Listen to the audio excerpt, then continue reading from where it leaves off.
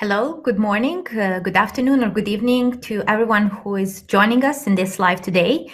The theme of today's discussion are COVID-19 vaccines because last week, actually last Friday, WHO approved one more vaccine, Sino-Farm vaccine for emergency use listing in the COVID-19 pandemic.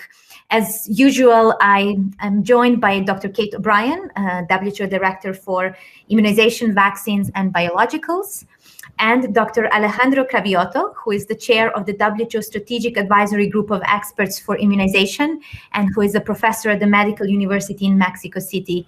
Good morning, Dr. Alejandro, and good afternoon, Kate. Thank you for your time to join today. I would just use the chance to invite our viewers, if they're watching us on Twitter, to ask their questions by using the hashtag AskWHO. If you're watching us on other platforms, please leave your comments questions via comment section, and I will pass them to Kate and Alejandro. As I announced, the theme of today's discussion are Sino-Farm and other COVID vaccines, as this vaccine is newly approved. So, Kate, maybe you can start by telling us more about this vaccine, its technology and effectiveness. Sure, Alex, happy to do that. So this is a vaccine that uses a different platform than the other vaccines that have achieved emergency listing and recommendations from SAGE.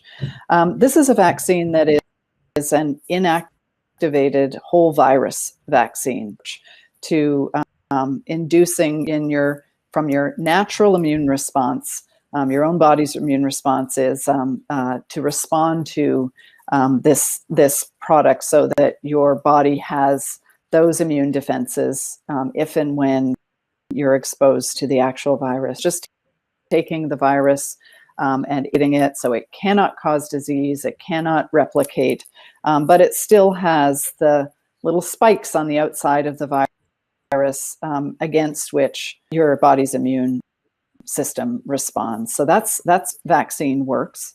And it's the first of this. There are a number of products who use this strategy, but this is the first one of this strategy to achieve emergency use listing and SAGE recommendations. Thank you, Kate. And as usual, the Strategic Advisory Group of Experts have met to provide the world and governments with recommendations on how to use this vaccine. So Alejandro, can you please explain to our viewers who are the population groups who should receive this vaccine? Yes, of course. This vaccine is 2 doses of an intramuscular shot in the arm of this inactivated vaccine that Dr. O'Brien described so well for people who are 18 years and above. The data that we have reviewed at SAGE for people over 60 is really very scarce so far. But we know that there are 2 other studies that are being conducted at present that might give us a better idea of the immune response and the reactogenicity of people above 60 years of age. But given the information that we saw and the few people above this age that have been vaccinated, there's no reason not to recommend the vaccine for all age groups above 18 years of age. The 2 doses have to be given within a frame of 3 to 4 weeks. And the 2 doses are needed in this case to be able to achieve 14 days after the second dose a full protective effect that goes up to 79% in the clinical trials for people who have symptomatic COVID and people who have severe disease in that sense. So it is comparable to other vaccines in the sense of efficacy, and the safety profile doesn't give anything that would be worrying in the sense of its use. Thank you, Alejandro. And do we know if this vaccine can have any side effects? All vaccines have a side effect. There's no reason to think you can have pain in your arm, you can have a bit of fever, you can have not feeling well for a few hours or a few days.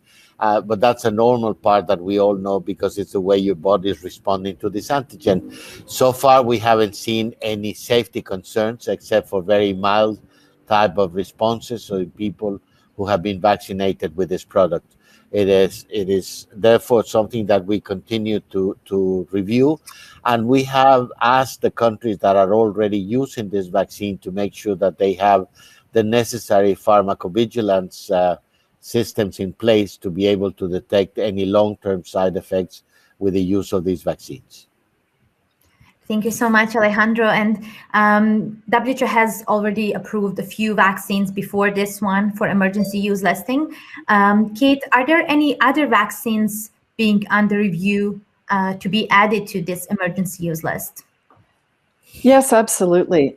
First of all, WHO is working with any manufacturer that has contacted WHO to have considerations for emergency use listing.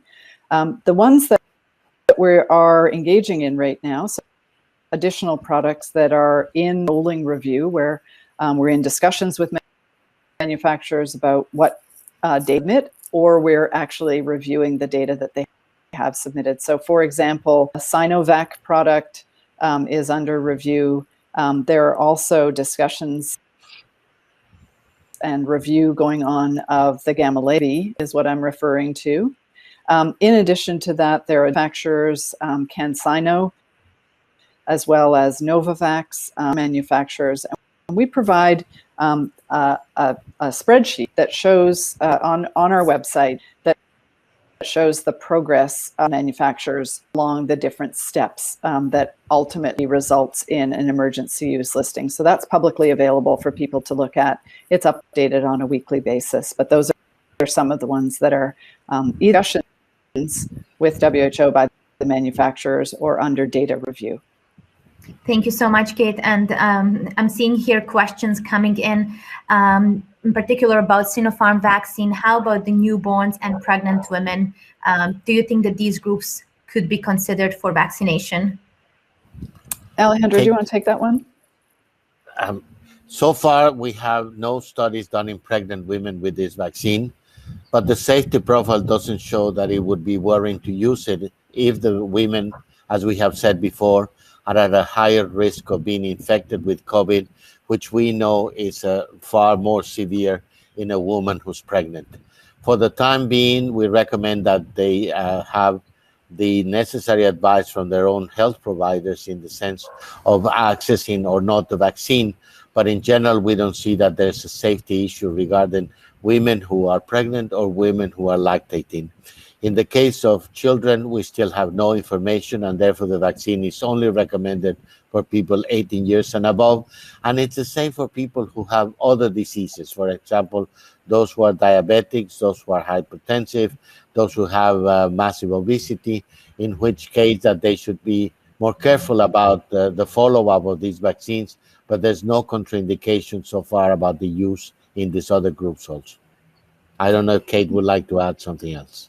Yeah, I think those are all important points. Specifically on the issue of using this vaccine, Sino-Farm, in children, just want to emphasize that the SAGE committee makes its recommendations driven by data. And we're data that has been provided by the manufacturer on use of these products in children. And so that's why the rest is for those 18 years and above. We don't see any reason why there would be a specific safety issue for an inactivated vaccine in children, but we really do need to wait.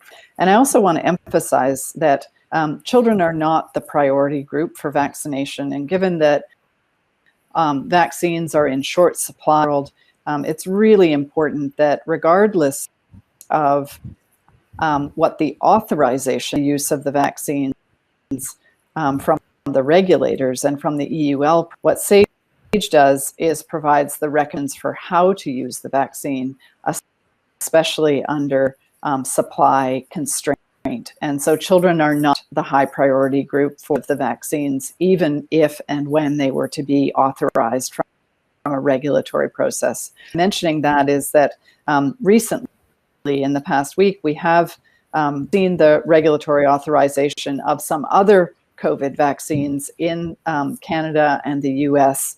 And I just want to emphasize that although we welcome that information and that regulation, which allow for the use of those vaccines in younger people, of the priority groups to get control of this. Thank you, Kate, and thank you, Alejandro. Here is the next question coming from Teresa Croning, watching us on LinkedIn. If I have a reaction on a flu vaccine, shall I take this one on COVID-19, Sino-Farm COVID vaccine? In general, we have. Oh, please go ahead. Kate. You go ahead, Alejandro. Sorry. No. I jumped in. Go ahead, Kate. So, as Alejandro has just, having a local reaction or even a systemic reaction, a vaccine, is actually very common. A local reaction of your arm, redness, pain site, or even pain to lift your arm up, are 1 to 2 days. This indicates that your body is starting to react to the vaccine, that your system is starting to respond. People also can have what we call systemic reactions, headache. Some people get some low-grade fever, feeling well, sort of body aches. Again, all well-recognized temporary reversible side effects from the vaccine. If you've had flu vaccine, influenza vaccine, those vaccines can also cause both these local reactions and these more full body reactions. There's no reason why your experience with the vaccine should have any impact on whether you take vaccine. When it's your turn to get vaccinated, when you're called by your health, there's enough vaccine available and you're in the priority group to vaccine, we strongly recommend that you go ahead and get vaccinated. So having had some local or even systemic reaction to the flu vaccine, unless it was an allergic reaction, and allergic reaction to something that is in the COVID vaccine, reason why you shouldn't go ahead and get vaccinated. Thank you, Kate. Alejandro, do you have anything to add?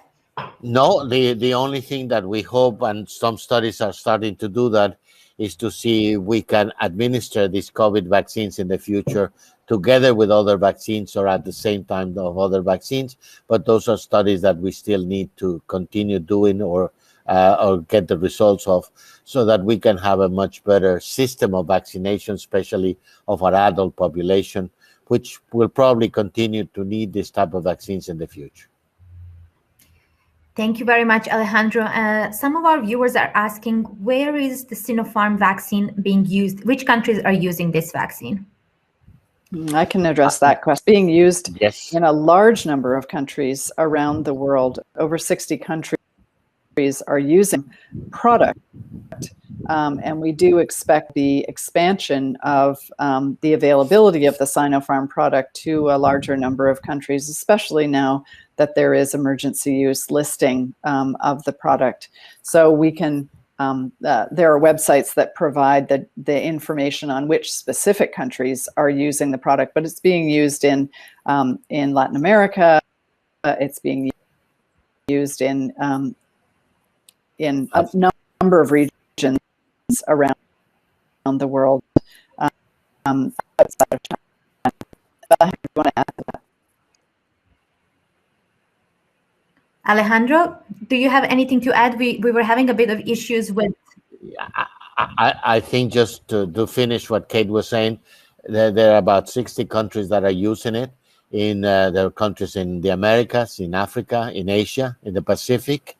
And we have asked all of them now that the vaccine has received this EUL listing to make sure that we have the information coming back from all of them to see how the vaccine, like other vaccines, are really functioning in reality. That is the functioning stage of the feedback that we need to make sure that our recommendations are actually in accordance with reality. Sometimes we can make anything seem to work, but it's not until they're put to the test. As they say, the proof is in the pudding, in the sense of how these vaccines actually work in reality, that we have the information necessary to make sure whether these vaccines are actually having the impact that they should. So in that sense, we want the security data, we want safety data, and of course, we want effectiveness data of the vaccines as they're being used throughout the world. Thank you so much. And we have a next question coming from Parima Davachi from Iran. Is the Sino-Farm vaccine efficient against all different variants of the COVID-19 virus? The information that the company showed us is that at least for the variants that are of concern, the B117 that started in the UK and the one circulating in South America, the P1, it does have an impact on those.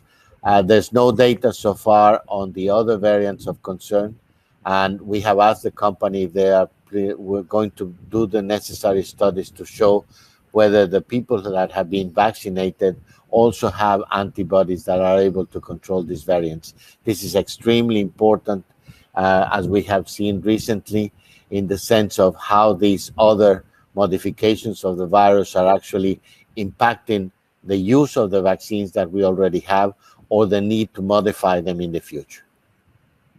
Thank you so much. Maybe, Alex, I can just... Oh, please. Yeah, maybe I can add just a little bit on that, because this is such a common question. I know a question to people.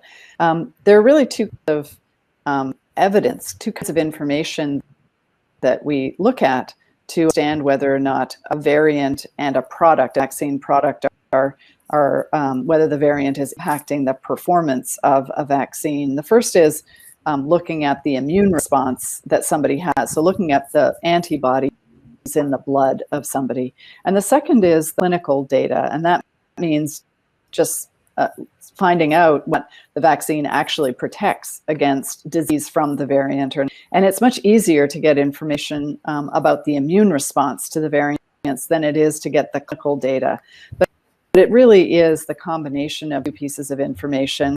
And we have less information about the clinical performance of vaccines against the variants. So it's the Sino-Farm vaccine. We have more information about the antibody response. I think the second point I just want to emphasize in what Alejandro said is that it's not an all or none phenomenon. It's not as if the vaccines either do work or don't work against the variants.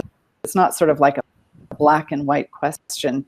It's really a question, are they working sufficiently well? To expect for most vaccines and for some of the variants that there might be less impact vaccines against the variant, but there still may be adequate impact variants. So these are not black and white issues of we should stop using a vaccine in the face of an existing variant. It really is a more qualitative assessment of what is the performance and is there adequate retention of performance, that the vaccine is still a really useful vaccine protection and public health impact.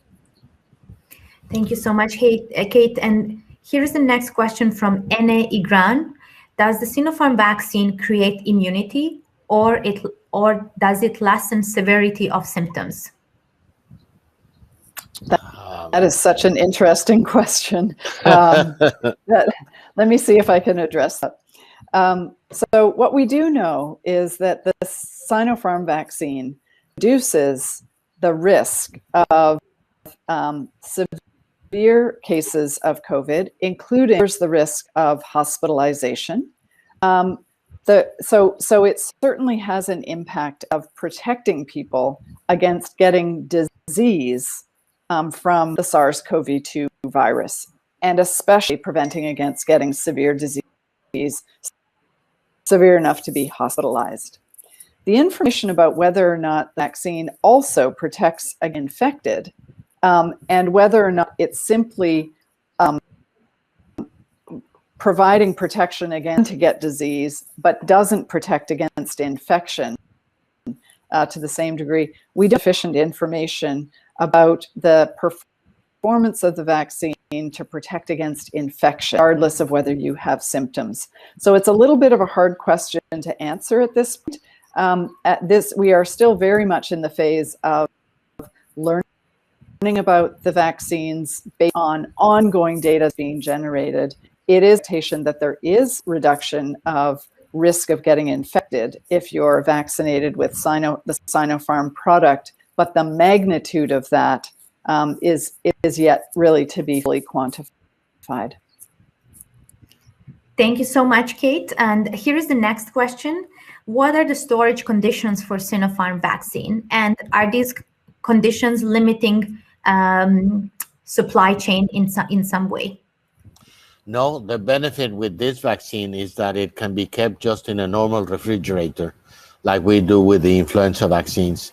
That is the benefit of these inactivated vaccines, that they don't require a severe chain, a cold chain problem like the deep freezers that we need for the mRNA vaccines. So that is a huge advantage, especially in low and middle income countries that have much less facilities to be able to handle low temperature cold chain requirements. Thank you very much. Here is a question maybe, Kate, you can address from Maurice Fernandez. Can you please elaborate use listings? So elaborate on what it means to have an emergency use listing? Okay. Yes. So each country has a regulator that authorizes the use of medical products in the country. WHO is not a regulator. So WHO doesn't authorize for the use of a product in any country. However, what WHO does is it does provide a review in the same way that regulators review data on safety, efficacy, and quality of manufacturing. And this is the WHO either pre-qualification process or emergency use listing process. And what an emergency use listing is WHO's message to the world that we have reviewed the data that has been provided by the manufacturer on those three elements: safety, efficacy, and the quality of manufacturing. This includes a review of the manufacturing process. And sometimes what's necessary is an on-site review of the manufacturing of the product. And what WHO is doing is it is messaging the world that we've done a review of the evidence, and we are indicating that the quality of that evidence and the findings from that evidence meet the highest international standards. What that allows for is regulators from any country to rely on the review that WHO has done. So it facilitates the regulatory review of other countries around the world, and it supports them in their own process. It also provides procurers of vaccine. For instance, UNICEF procures hundreds of millions of doses of vaccine for low-income countries and middle-income countries around the world on an annual basis. And UNICEF will only enter into contractual agreements with manufacturers who have received emergency use listing or pre-qualification by WHO. That stamp of review, that stamp of quality that allows procurers of vaccine to have confidence in the products that they're procuring. Thank you so much, Kate. Here is a question from Surai Limbu. How long does this vaccine protect after the second dose? Do we know? I'm afraid that's a question that we still don't have an answer for. For this and for the other vaccines, we're following all of them up. We have data so far for 6 to 8 months after the initial vaccination, but that is something that is still to be determined in this long-term follow-up of the people who have been vaccinated and followed to see if the vaccine keeps on protecting them against both the presence of disease with symptoms and the presence of infection without symptoms. Those are the things that we still need to answer, which are essential for the long-term use of these vaccines once we have at least used them in the sense of control of the pandemic. I don't know if Kate would like to add anything to that.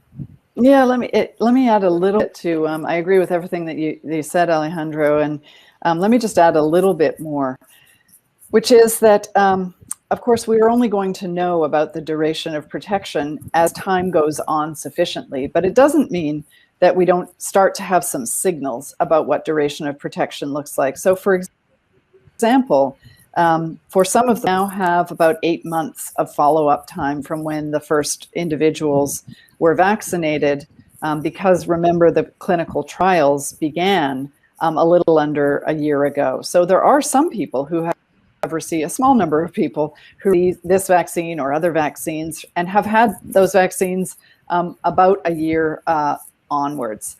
And so following up those people to look at the antibodies in their blood is one way of starting to look at how quickly those antibodies decay over time. It's one sort of hint about what the duration of protection might start to look like.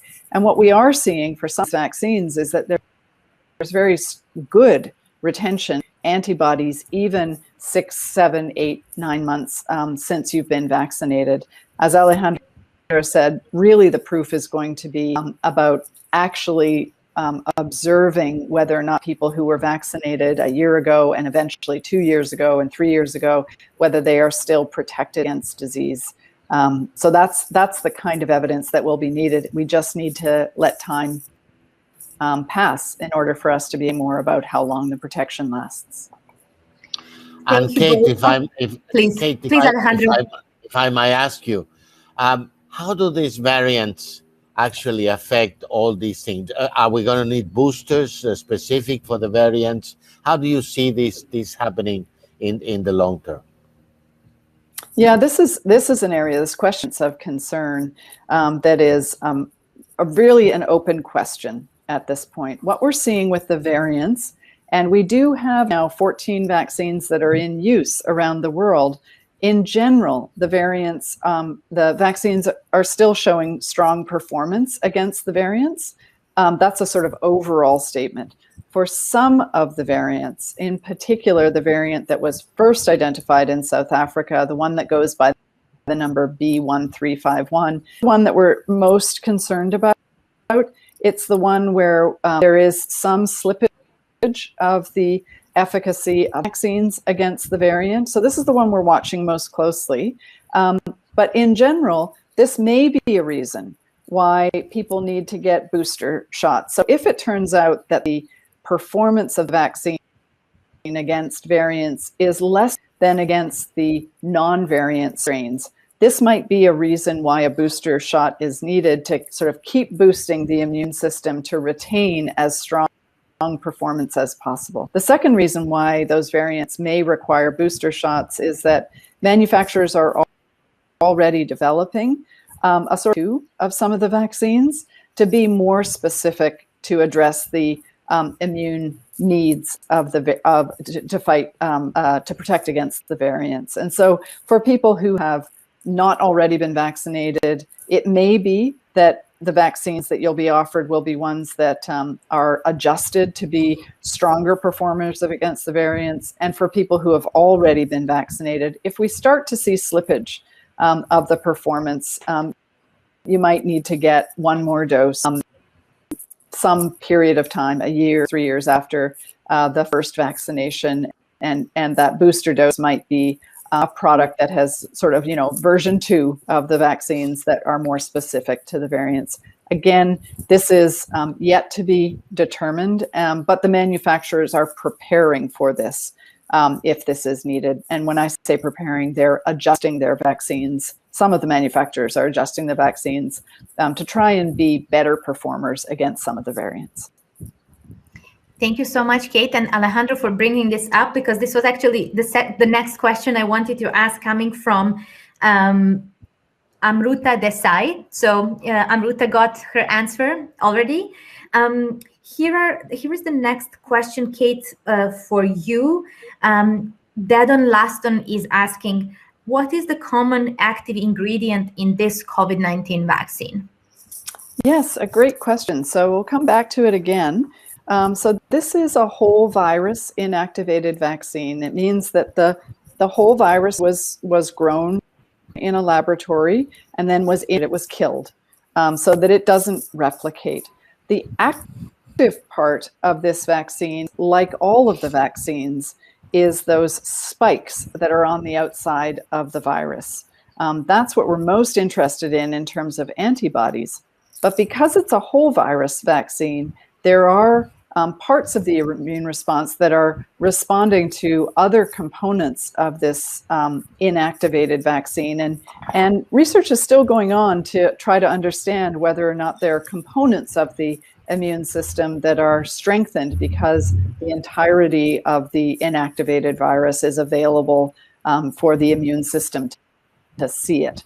But really the most important active part are those proteins on the outside. You've seen those cartoon diagrams. It looks like the virus looks like a ball, and then there are these spikes on the outside of it. And that's the target for all of the vaccines that have been developed, including this inactivated whole virus vaccine. Thank you so much, Kate. Here's the question again about the technology of this vaccine. Is Sino-Farm vaccine using the same technology as Covaxin from India? Do you want to take that, Alejandro? Or, yeah. Covaxin is the Bharat vaccine. It is also an inactivated vaccine. I don't know how similar they are in the process, but it would be the same type of vaccine as Kate has described, of a whole virus that is grown in the lab and then inactivated through a different, could be the same or a different process, and then enhanced in its performance by an adjuvant, which in the case of the Sino-Farm is alum or aluminum hydroxide. I do not know exactly the composition of Covaxin, but I do know that it's another inactivated vaccine, and we will soon be reviewing the data for this other vaccine in the SAGE working group that looks at this COVID-19 products. Thank you so much. And Alejandro, I know that you mentioned at the beginning, but a few of our viewers are asking how long time should pass in between the first and second dose of this vaccine? No more than 4 weeks. 3 to 4 weeks is the time that we have recommended for the use of this vaccine. And given that the first dose doesn't give any type of immunity, that's why you need the second dose to achieve that, we recommend that this is not extended beyond the 4 weeks as recommended by us and by the producer. Thank you so much. And I'm seeing some questions coming in about the ingredients of vaccines, of COVID-19 vaccines. So Kate, maybe you can explain once again. We also have a series of explainers on our website. So I would invite everyone interested to read more about how different vaccines are produced to go to our website, www.who.int. You can go to COVID-19 page or just search for WHO COVID-19 vaccines. But I'm giving the floor to Kate, who is our expert, to explain now as well. Thank you. So all of the vaccines, first of all, contain some active component of the vaccine. It's the part of the vaccine that is the intended part that the immune system should respond to. So that's what we would refer to as the active part of the vaccine. In addition, and different vaccines use different strategies for how to get that component isolated and put into the vaccine. And that's when we refer to different platforms, that's what we mean. So one platform is using a whole virus inactivated or killed product. That's a platform. Other products are using a strategy where they provide the instructions to bodies to produce that target for the immune system. That's how the mRNA vaccines work. It's also how the viral vector vaccines work, where we give another virus that is harmless the instructions on producing the active part that we want the immune system to respond to. So that's the active part of the vaccine in every vaccine. But in addition to that, for the injectable vaccines, they need some liquid to sit in. And so there's a liquid part to the vaccine. There are, for some of the vaccines, what Alejandro just referred to as an adjuvant. And an adjuvant is simply, I'm going to call it a booster to the immune system. It helps the immune system recognize that active part of the vaccine and allows the immune system to have a stronger action. We have adjuvants in many different vaccines that are used in routine immunization systems. So these are well-studied, are safe products. And then there are what we refer to as some residuals that are in vaccines. So when we grow viruses or we produce the active part of the system, there are tiny amounts of the way that those viruses are grown that are sometimes found in the vaccine. So again, these are in extremely small amounts in the virus. We also and then finally, in some of the vaccines, there are stabilizers or for vaccines that are provided in vials that have multiple doses. There may be products in there that allow that vial to be kept for multiple days. So each of the products, each of the components of a vaccine are tested individually before they're mixed together in a vaccine. They're tested for safety in both animals and in humans, so that every component of what's in a vaccine has safety profile. And they are tested once they're mixed together and provided in the final vaccine, so that a safety analysis, the most important thing to anybody who's working on vaccines, the whole of the vaccine enterprise, the most important thing is the safety profile of the products. Component is tested before it's used in humans and monitored constantly, even after the product are used in routine use. Thank you so much, Kate. And Alejandro, you explained that people shouldn't take second dose of Sino-Farm vaccine longer than 4 weeks later after the first one. So some of our viewers are asking what to do if they miss that period to get their second dose. Well, the thing is to get it as soon as possible. If you miss the 4-week period, then have the second dose as soon as the vaccine is available. But you don't need to start having another dose. I mean, that you just vaccination program. In the case of other vaccines, we have extended that period up to 12 weeks, but it depends on the product and the capacity of the first dose to give a certain amount of protection, which is not the case with these inactivated vaccines. So in a program of immunization in a country, they have to make sure that the second dose is available within the time frame, so that the people who receive the first one are actually then immunized with the second dose to be protected. Thank you so much, Alejandro, and thank you, Kate. Maybe just the last question before we close. I'm aware of the time and your other commitments, is whether this vaccine will help us to come closer to our objective of vaccine equity. Maybe Alejandro, you can start. Oh, Kate, we got you back. I think, is Kate back? I think the important, yes. Oh yeah, about the yes, Kate, go ahead. So the vaccine equity question is extremely important. I think, yeah, I think I'm here. The vaccine equity question is incredibly important. There's not enough vaccine available at this point for everyone in the world who could receive this vaccine to actually receive it. So what's extremely prioritizing who are at most risk of disease, so those who are elderly people, those with underlying medical conditions, and providing vaccine to health workers who are the ones who are caring for people who get COVID and who are working in the health system. Now, the reason that we haven't achieved that is that there are countries in the world who have a lot more vaccine to cover all of their population, or they have contracts that will cover more than their whole population, while at the same time there are many countries in the world who don't have enough vaccine to even secure the coverage of the highest priority groups. With every new manufacturer that achieves emergency use listing or has demonstrated efficacy, safety, and quality manufacturing, that's an opportunity for more manufacturing to take place and to even out the equity, the allocation of these vaccines. The way that we can try to secure global access to vaccines is the COVAX facility. COVAX is the global organized entity to procure vaccines for every country in the world, that any country that is interested. There are 191 countries or economies in COVAX. COVAX has delivered over 50 million, almost 60 million doses of vaccine to over 100 participants. So the vaccines are rolling out through COVAX, but what COVAX really needs, it's secured over 2 billion doses of vaccine.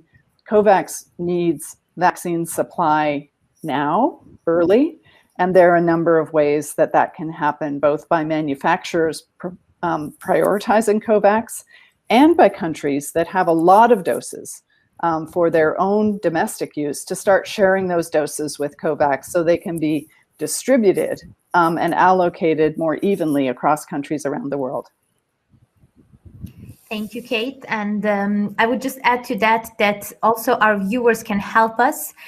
They can also participate in the WHO Foundation campaign, gogiveone.org. And you can help us also to buy more vaccines for those who are in need and don't have access at the moment. So I would just repeat once again, gogiveone.org. Visit the website, and if you have the chance and the means to donate and help us to deliver more vaccines to people who still don't have access. And Alejandro, maybe your last words for today, and how this vaccine will help us to come closer to vaccine equity. I think that the message is get vaccinated when you can. I think that the message is, for the time being, we need to continue keeping the other measures that we have set in place, use of a mask, washing your hands, and socially distancing, until we have enough people vaccinated in all countries to be able to control this pandemic. As long as we don't have that, we don't have a world security in that sense. And I think the Director General, Dr. Tedros, has been very clear that that's an obligation of every country in the world to see that not only themselves, but also their neighbors are safe, and we can move on from this horrible infection that has really caused a huge damage in ourselves, in our loved ones, and in our economies. And I think that the vaccines are a good complement, but they're not enough. We need to continue taking care of ourselves, and we need to continue making sure that everybody has access to these products and not just the ones that have more money to buy them. Thank you. Thank you so much, Alejandro, for your time once again, and Kate, for your time as well. I'm seeing a lot of positive and thank you messages to both of you for your clear answers. And I will end with thanking all our viewers for watching us from the UK, India, France, Germany, Trinidad and Tobago, Bangladesh, Sweden, Indonesia, South Africa, Mexico, Nigeria, Ghana, Brazil, Norway, Ireland, Spain, Kenya, Canada, Nicaragua, Pakistan, Switzerland, Tanzania, Seychelles, Lebanon, Iran, and many others. Please visit our website if you would like to learn more about Sino-Farm, but also other vaccines, how they work, and also if you have any other doubts or questions about how to stay safe from COVID-19, visit our website or follow our social media channels. Until next time, stay safe.